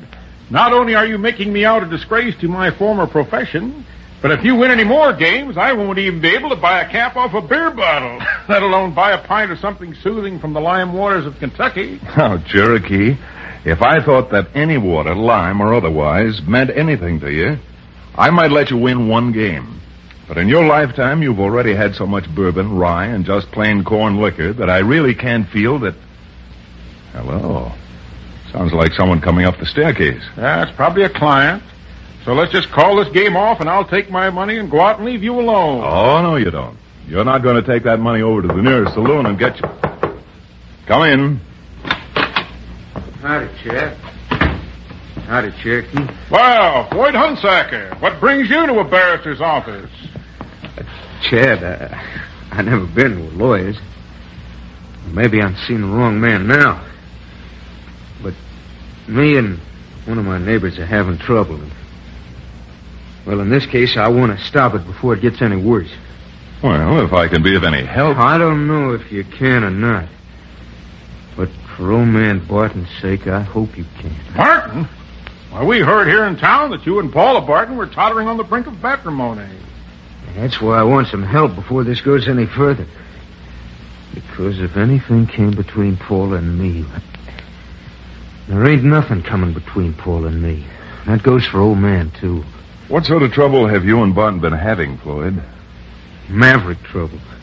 You know our two spreads run together up just under Twin Knobs. After the early snow and weather we've had, cattle's been wandering every which way. You mean that he's accusing you of accidentally getting some of his steers mixed up with your own? Accidentally, nothing. He come out and accused me of being a low-down, dirty rustler, and right in front of Paula. He wound up telling her that she dassn't see me again. Well, what about the cattle? Well, they were mavericks, Chad. Every last one of them. Wasn't a head of them that had a brand mark at all. Well, if you'll pardon my intrusion, for the life of me, I don't see what good a lawyer can do. Well, I'm hoping a lot of good. Because after he blew up, Barton had his boys drive 14 head of my stock back onto his place. Stock marked with your brand? Some of it. But, Jasper, Chad, I'm telling you, if there ain't some legal way of getting back that stock, I've got ways of my own of doing it. If Barton weren't Paula's father, I'd have drilled him right there this morning. I'm glad you didn't, Floyd.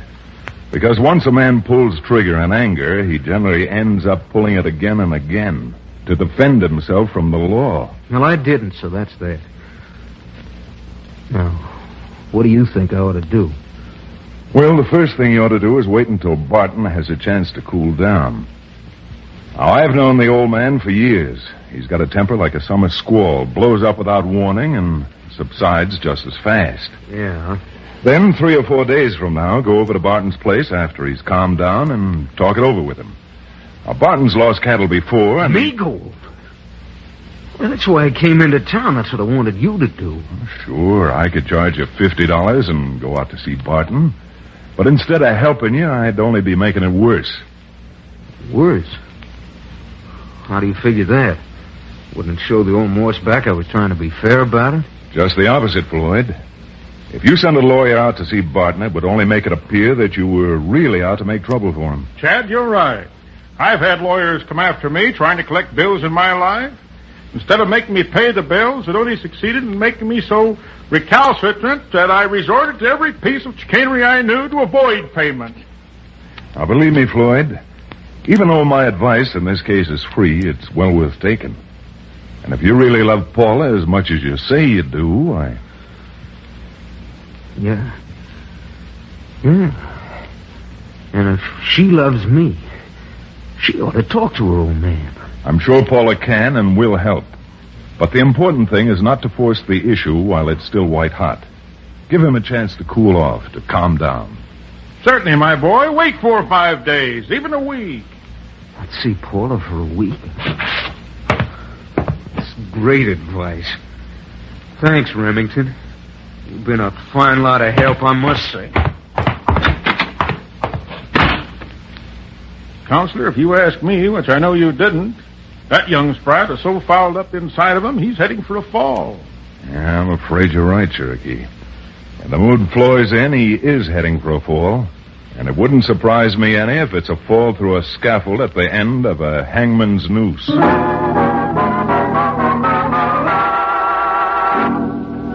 It wasn't that I'm such a great guesser or unusual at reading character. But from the little I knew of Floyd and from the pale, almost yellow light in his eyes, it wasn't too difficult to read the fury burning in him. Well, despite our good intentions and our good advice, Floyd paced the floor in his little ranch house parlor until 9 that night, when he couldn't stand it any longer. Slamming his Stetson on his head, he grabbed his pony and rode over to the Barton place, where, by tapping lightly on Paula's bedroom window, he attracted her attention and got her to come outside. Floyd, you shouldn't. You shouldn't have come over. I couldn't stand it any longer, Paula. It was driving me crazy. I had to see you. I know, Floyd. I wanted to see you, too, but after what happened this morning, if Father ever finds you here, I don't know. Let him find me. I don't care. I love you and you love me. Not even your father's coming between us. Oh, he won't come between us, Floyd. Just give him a chance to get over his temper. He never stays mad long. Look, I got an idea. We can ride over to Navajo Springs tonight. There's a padre in Navajo Springs. He'll marry us. And after we're married, there isn't a thing in the world your father Floyd, I think I heard the door open. Quick, get back in the shadow of the... Paula? Paula? Are you here? Outside? Paula? You hear me? Yes, I'm here, Dad. I thought you said goodnight an hour ago and then went to the... Well, so you're here, too. Yeah, I'm here. And you and no one else can stop me from seeing Paula. Floyd! Paula, go inside. There are a few things I'm going to settle with this young Lobo right now. You stay right where you are, Paula. Your father's looking to have a showdown. You might just Paula, as well... I said go inside. Dad, won't you listen to Floyd? Won't you give him a chance? Well, never thought I'd have to raise my hand to my own daughter, but... Wait, you slap Paula, will you? Floyd, he's trying to draw his gun. Dad, don't! Try to throw down on me, will you? Will...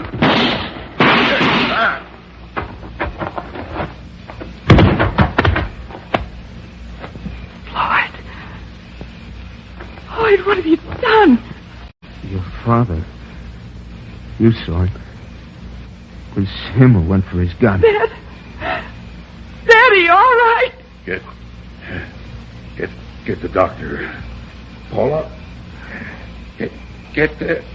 Paula. Now get out. Did you hear me? I said get out. I never want to see you again. But, Paula... Get out! Get out! Get out!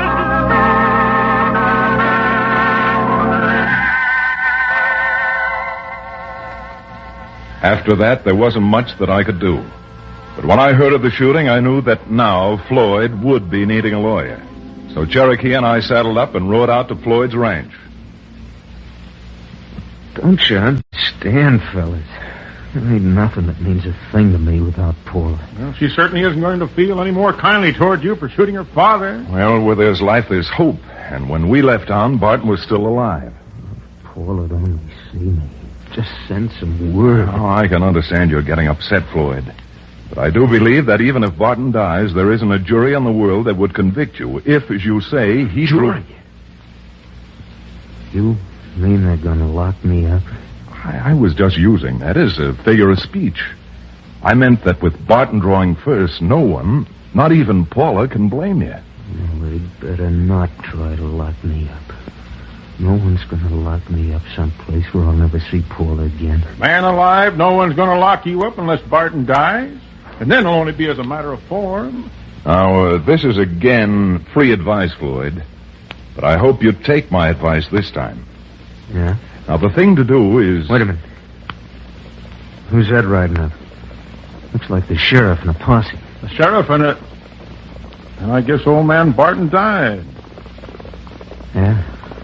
Looks like it, doesn't it? Now, look, Floyd. Just don't make any trouble. Now, you may have shot Barton, but you did it in self-defense. The sheriff has his job to do, and he'll have to hold you until you can have a hearing. So take it easy now and keep a check rein on your temper. Yeah, sure. That's all right, Floyd. I'll let the sheriff in. Hello, Sheriff. Come on in. Howdy, Chad. Thanks. Well, I guess you know why I'm here, Floyd. He died, Sheriff? Yeah. I gotta take you in. Sure, I understand. Arresting me, I guess you want my gun, don't you? I'd be much obliged if you'd hand it over. Sure. I don't need it. Yeah. Because you need it more than I do, you interferer. You low-code young fool, you killed the sheriff. Now you are in for it. Either one of you moves one step and you'll be on the floor right beside me. I don't doubt that, Floyd. You don't, But you've overlooked one thing. There's a posse outside, and here they come. What? The posse's coming? Cherokee, quick, grab his arm. Oh, you ever get him loose, I'm gonna...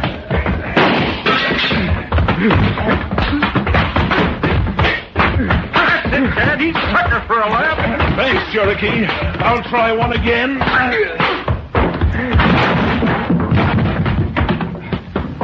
All right. Keep him covered, Cherokee, until one of the deputies gets the cuffs on him. With a locoed snake like that, you're never safe while they've got the breath of life left in them. And in his case, I don't think that will be too long.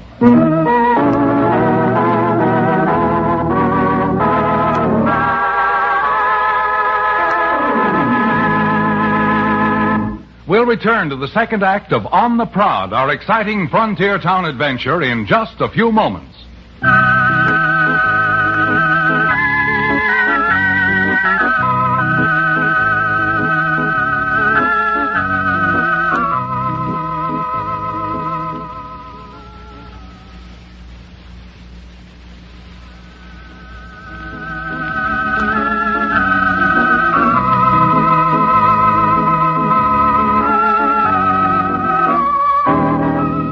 And now, Frontier Town.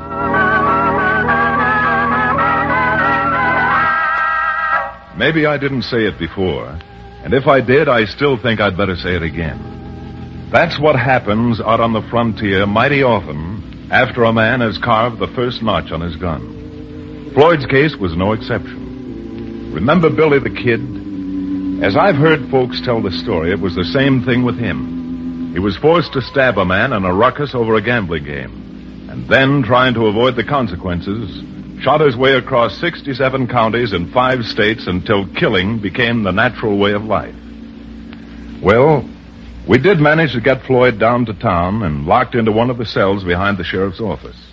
The judge, a good and close friend of mine, wasted no time coming over to the office to find out from me exactly what had happened. By glory, if I weren't a judge, Chad, I'm afraid I'd be out organizing a necktie party right now. Even you shouldn't say a thing like that, Judge. Mob law is as bad as gun law. And furthermore, I've got a feeling that Floyd isn't just out and out bad. He's kill crazy. He's crazy, all right. When Floyd comes to trial, if he ever does, he'll probably be arraigned before you, Judge. I most certainly hope so. Now, I don't want to interfere or influence you officially, but if we could discuss this Well, just like a couple of friends, I think we might all profit from it. Well, I've got a mind of my own, Chad, so I won't be influenced listening. Well, believe me, I'm not holding out any hope or excusing Floyd. But after seeing him, looking into those frenzied eyes, I've got a feeling that Floyd is all haywire inside. You mean he's a lunatic? In a way, yes. And if he is deranged, the place for him is a mental institution. Well, you know the law as well as I do, Chad. And that's a hard thing to prove. But certainly you wouldn't want to commit a man to the gallows when he should be committed to the state hospital, would you? No, of course not. But there's... Well, if he is loco, Chad, you could find that out only by talking to him. I'm mighty dubious that anybody could quiet him down enough to where any talking would make any sense. Well, what about Paula? Since she seems to be the basis of his trouble, I've got an idea that if Paula had come down here, she could make him realize we're not fighting him, we're fighting for him. It's a good idea, Chad, but I'm afraid it's too late. Look across the street. There's a mob forming already. Chad, Cherokee's right. You see them? They're pointing over here. What are we going to do? With the sheriff dead, we don't stand much of a chance. Judge, I think it's up to you to go over and talk to that mob. Cherokee can stay here and watch the jail while I go out the back door, hit my horse, and ride to the Barton Ranch. If I can get Paula to come back here with me, we'll find out in short order if Floyd's insane or not. I've seen mobs before, Chad, and I've yet to see one that would try a jailbreak during daylight. However, I think if you can get Paula in here, you may have found the solution. Right. As soon as you're safely out of town, I'll go over and talk to that mob and do what I can. Because if I can stall them even for an hour, it may save one man's life.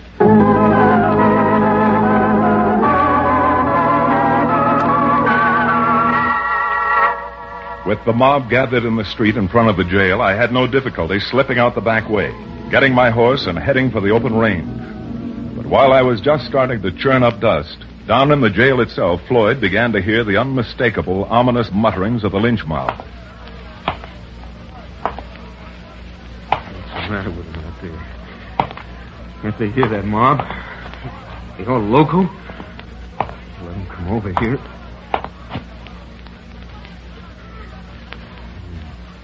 Not gonna take me. They sure aren't. Hey, you. You out front. Now, what's the matter with you? All deep? Where's that smart lawyer, Chad? Hey, Chad Remington. What is it? What's going on down there? I'm glad someone can hear. Hey, come here a minute, will you, Cherokee? Come on, Cherokee. I just got an idea. What is it, Floyd? Something I could do for you? Yeah. It sure is. You heard that mob across the street. Not only have I heard them, but I've seen them. Well, you know what they're up to, don't you? After me. I'm telling you something, Cherokee. I'm not sitting in this cell and letting them come and take me like a coyote out of a dead fool. Floyd, for goodness sakes, take it easy. Chad says he thinks everything's going to be all right. Oh, Chad says. Chad says everything, doesn't he? You want to be ashamed of yourself talking about Chad that way? He's trying to help you. Yeah, if he's trying to help me, why'd he drag me down here to the jail? Why's he letting that mob form across the street? You'll take care of that mob when he gets back. Gets back? Back from where? He sneaked through the back door and rode out to see Paula, so that he went where? What's he going out to Paula's for? Billy Blue Blazes, Floyd, if you'd only stop talking and listen for a moment. Sure, Cherokee. You know how it is. I'm just jumpy, I guess. This gives me an idea. A good idea. Yes? Oh, I don't know who might be around. I don't want anybody else to hear. Come back now, will you?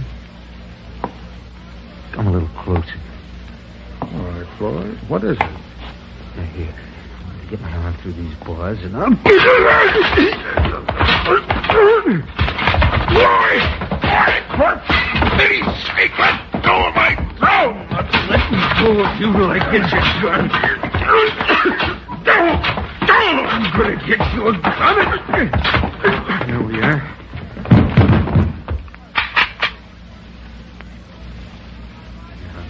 from there and open this cell. I haven't got the keys. Go and get them, admit. You haven't got the keys, eh? What's that hanging out of your hip pocket? All right, get up and get this cell open. Got some business to take care of. It's a mighty personal business, and I'm taking care of it right now.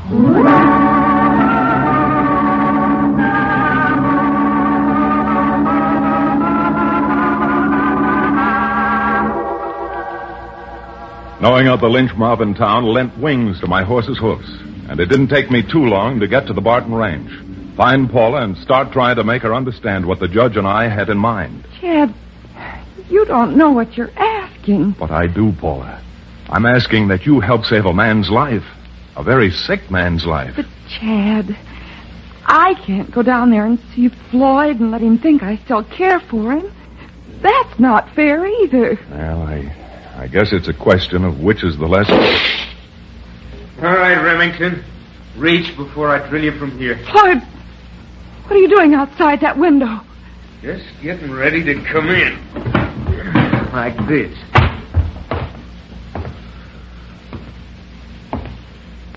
That's it, Remington. Just you keep right on reaching. I know there's no use asking you how you got out of jail. But I would like to know what you're doing out here. Yeah? Well, I'll tell you. I'm out here for two things.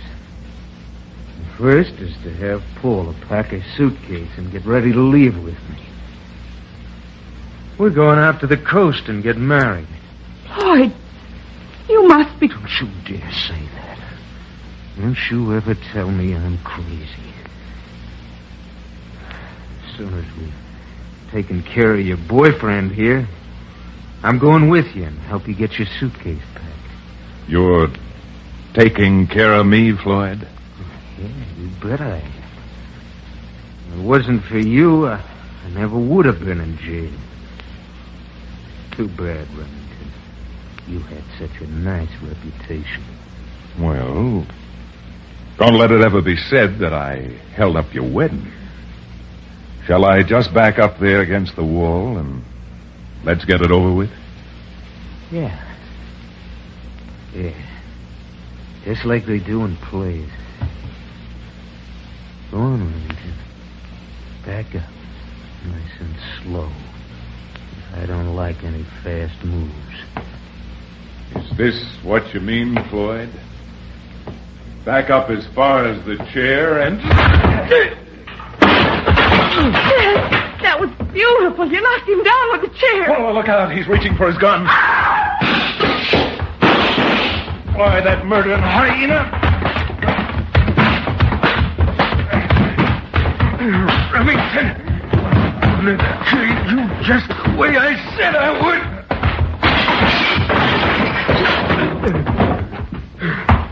Chad, are you all right? You're bleeding. He didn't do me any good, but You're tougher than I thought, Floyd. Just tough enough to blow you up. Chad, be careful. He's backing you toward him. He's backing himself toward his grave. Well, Floyd, you're a tough nut. Have you had enough? No, I haven't, Remington. I told you I was going to kill you, and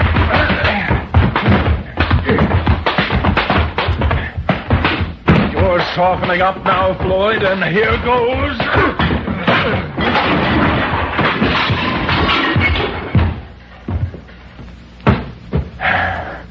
All right.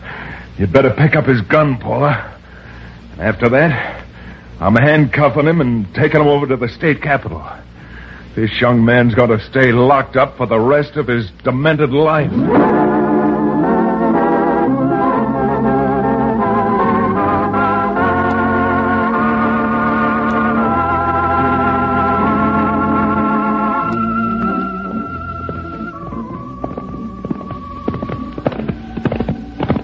Chad, I just can't get over your narrow escape. That lunatic, that madman. Look at Cherokee's throat. I know. It makes me just sick. Believe me, I'm sick all over. As an old expert on materia medica, Chad, I found a dead certain remedy for a squeamy stomach, known in the Latin as spiritus fermenti, or alcohol. That is in a palatable form, of course. If you're trying to work me for a drink, nothing doing. You're right, Chad. Just one little sniff of rye? Nope. Not even a few drops of gin, perhaps? Nothing. Not even a glass of beer? Well, maybe a glass of beer. In fact, I may even have a glass of beer myself. You? Beer? Well, how come, Counselor? Well, after the way you let Floyd bamboozle you and escape from jail, I figure it might help my reputation to be seen with something with a head on it.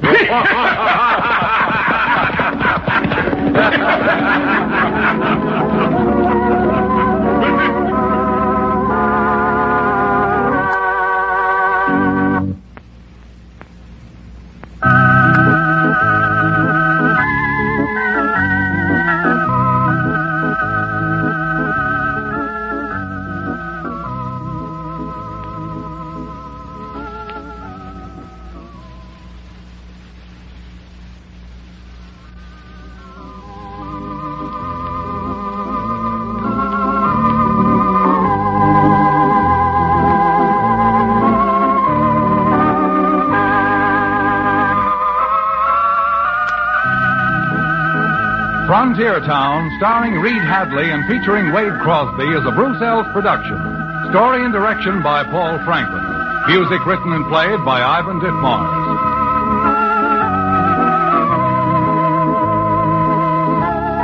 Be sure to be with us again same time next week for another fine action-adventure story with your favorite young Western star, Reed Hadley. And now this is Bill Foreman telling you that Frontier Town comes to you from Hollywood.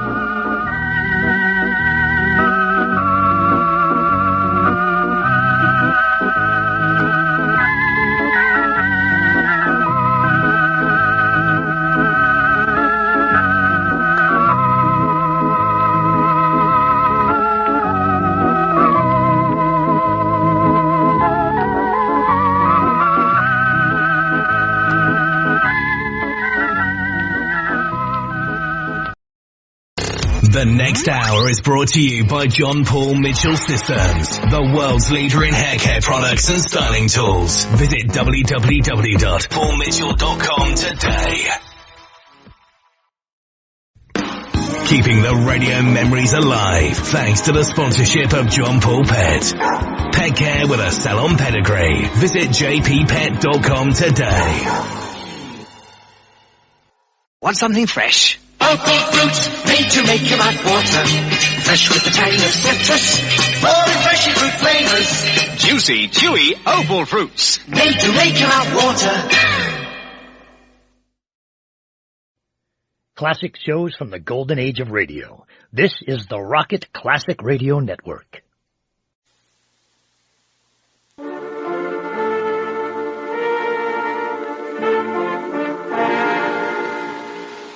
Unsolved Mysteries.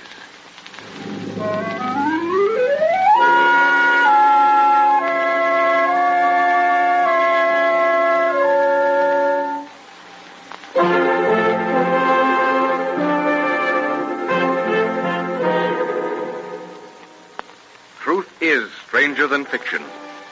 The story which you are about to hear is a true narrative based upon actual recorded facts. Yet the exact solution has baffled authorities the world over, and the case remains even today as one of the unsolved mysteries of the high seas.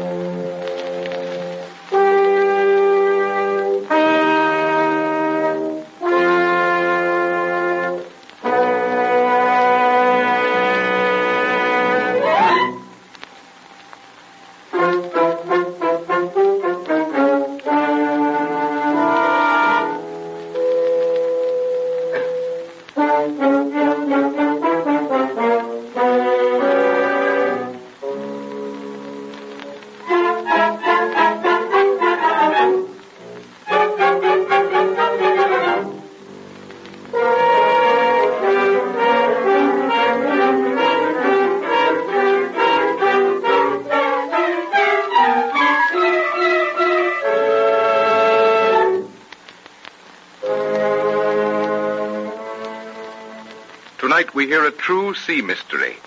The story of the American brigantine, the Marie Celeste.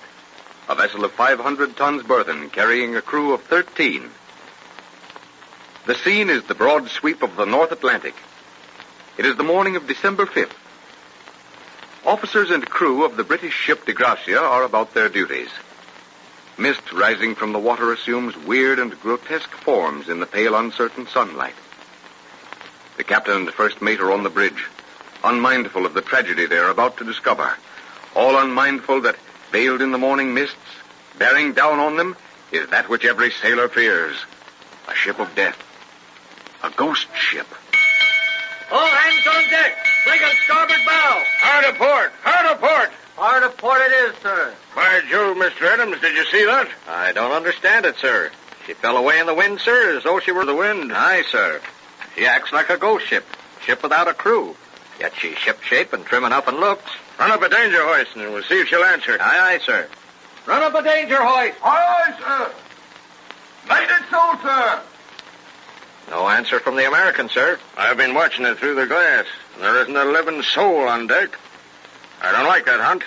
Give orders to stand by to board. I'm going to board her. Aye, aye, sir. Stand by, all hands to board. Aye, aye, sir. Stand by to board. Bring her about, Mr. Quartermaster. Bring her about. Aye, aye, sir.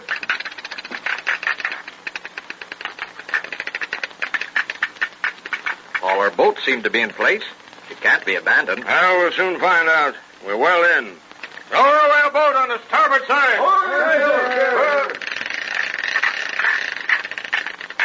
Come along, Mr. Adams. We'll go aboard. Right with you, sir. All right, lower away.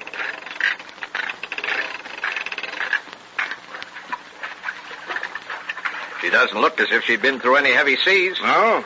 I was looking at her name, the Marie Celeste. I seem to remember seeing her in New York. I was thinking the same thing, sir. Here, pass me that boat hook. I'll fend off.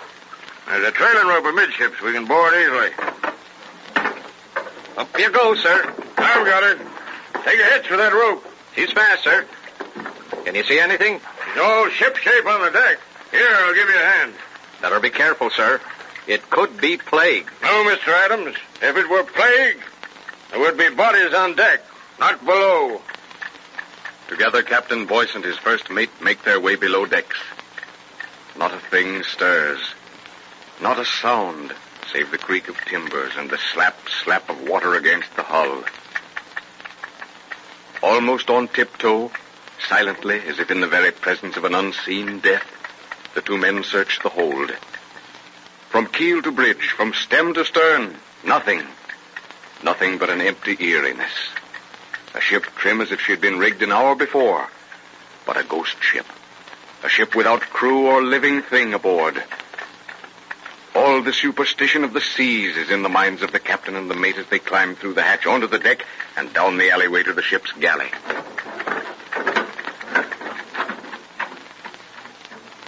Good Lord, look there.